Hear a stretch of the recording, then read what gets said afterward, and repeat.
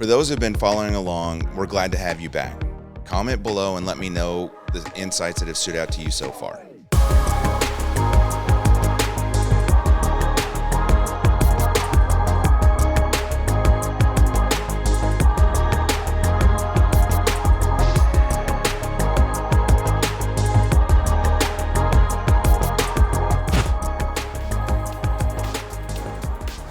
Today, we're covering one of the most important decisions in your real estate journey, choosing the right property.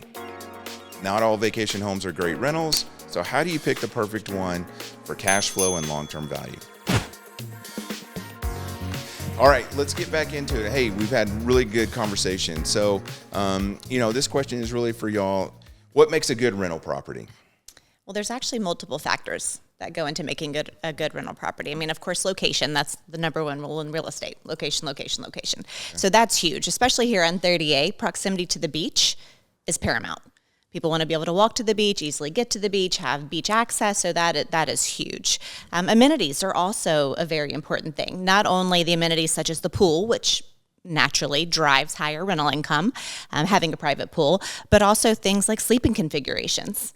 A lot of my buyers, when they come into town, they have absolutely no idea how important a sleeping configuration is a property, which, of course, Brandon, you can speak to much more probably than I. But that is a really big education piece that I go through with my clients as we're looking and considering and comparing rental properties. So there's a lot of factors.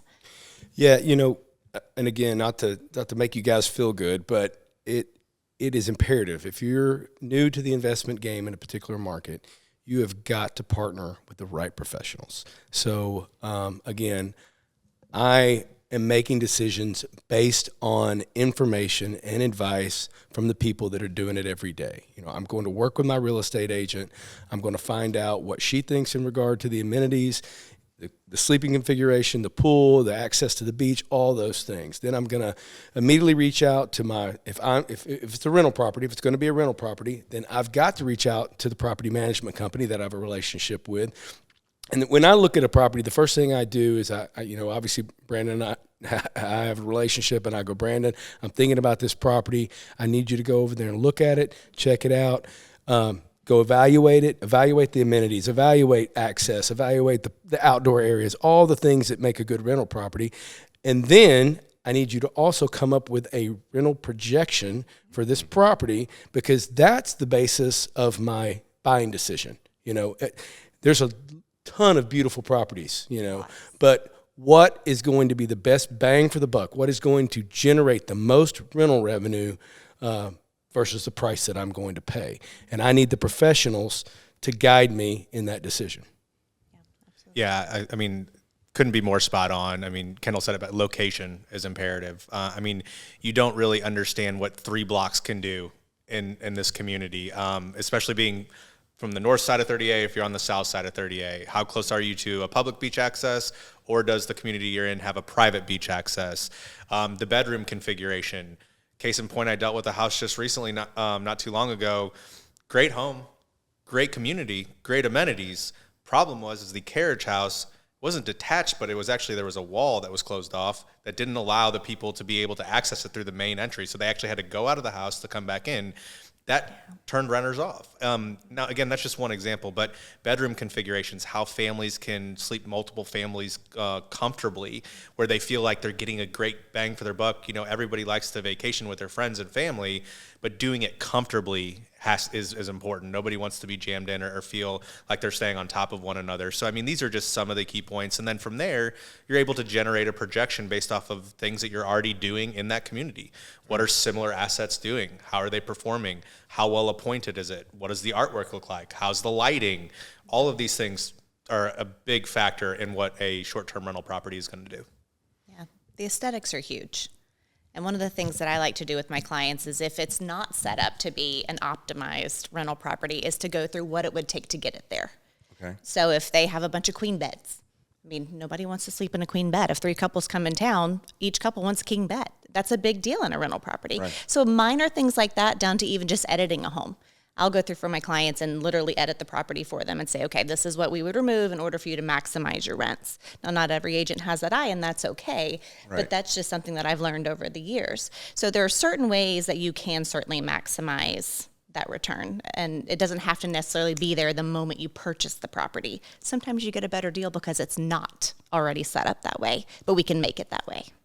Right, and that's kind of the driveway decision. When they pull into the driveway of that home with you, they have your perspectives, and okay, I've already started to formulate, kind of as I walk through what this is going to be, a good rental property, or just be a good vacation home, right? Okay. All right, so how do you assess the potential ROI on a vacation rental or a second home? Going with me. So again, when I first got involved in this, I was thinking about things that I like. I vacation in this area. I know the areas that I like, what's my taste. And what I quickly learned is that's a bad way to go about it, because again, I am not the professional. I don't do this every day. And I've also realized I have poor taste. So, so I lean on the professionals, the real estate professionals and the real management professionals. So for me, if I come across a property that someone like Kendall has presented to me as a potentially good investment, then I'm going to reach out to my property manager after that and ask them to go through their evaluation process and prepare a revenue projection on an annual basis, January through December, because there's obviously a lot of fluctuation, January through December, and show me what they believe that property will generate in gross rental in a year. And my rule of thumb is it's got to be at least 10% of the purchase price. So easy math, $1 million house, it's got to generate at least $100,000 a year for me to consider it. Again, it doesn't matter if I think it's pretty. It doesn't matter if I particularly like the way it looks. It all comes down to dollars and cents. Do the professionals think that property is going to generate the right amount of money that's going to justify that purchase price? And if the answer is no, we move on to the next project. Okay. Oh, that's really good. Yeah. All right. So what red flags should buyers watch out for during the property inspection process for a vacation or rental home?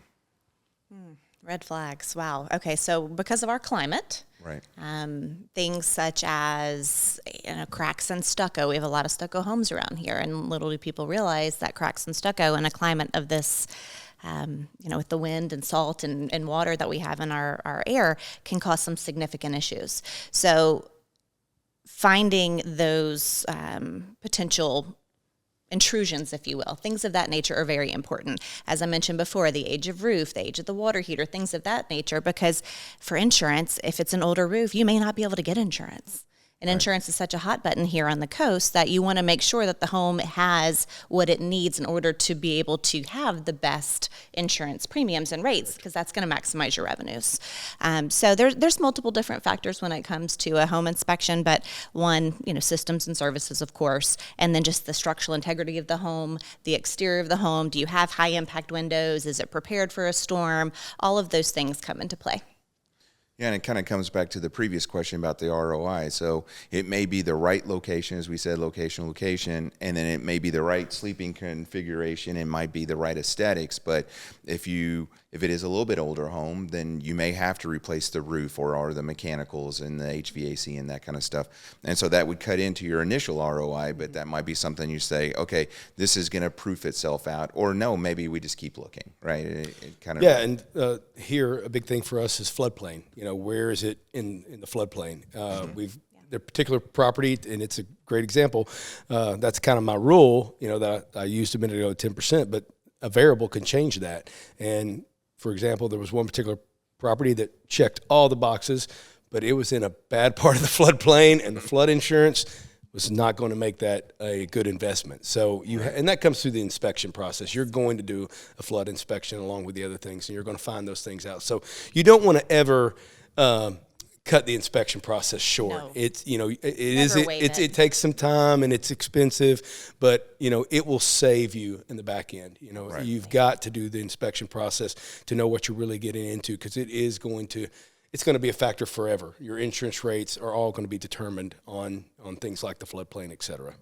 Yeah, I think, and one thing in navigating the ROI too, and Boog and I talk about this stuff all the time. I mean, I can know right away whether something's going to be in that wheelhouse or something we should consider or not, and that's going to come after you develop a relationship and one work for years. But also too, that's going to be strictly like an investment situation, right? There's other times where, hey, we want an investment property, but they say investment property, but what they really mean is I kind of want a second home that I can rent. Right.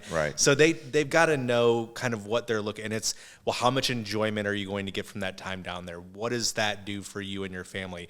Hey, maybe my goal is not to create a 10% cap, but it's, hey, I want to be able to offset 50% of my mortgage a month. Right. So again, for different buyers, there's going to be different needs, and sometimes they say investment, but again, that could be how, Kendall, from your perspective, well, I think there's tremendous asset appreciation opportunity here over the course of time, based on this area being underdeveloped, or I'm buying new construction that has the ability to appreciate in a different area. So bottom line is the ROI can be evaluated on a number of different things, but I think Boog's, like, from a true investment and cash flows perspective, I think a lot of people target 10%. Yeah. There you go.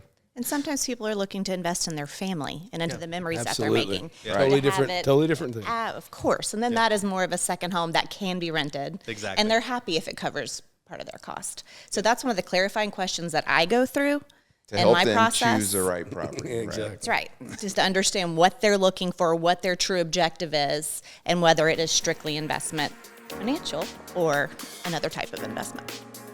All right. We'll say thanks, everybody, and we appreciate it. And, hopefully you got a little bit from choosing the right property. We've covered a lot of great topics and information when choosing the right property. And if you have any other questions, please leave us a comment down below.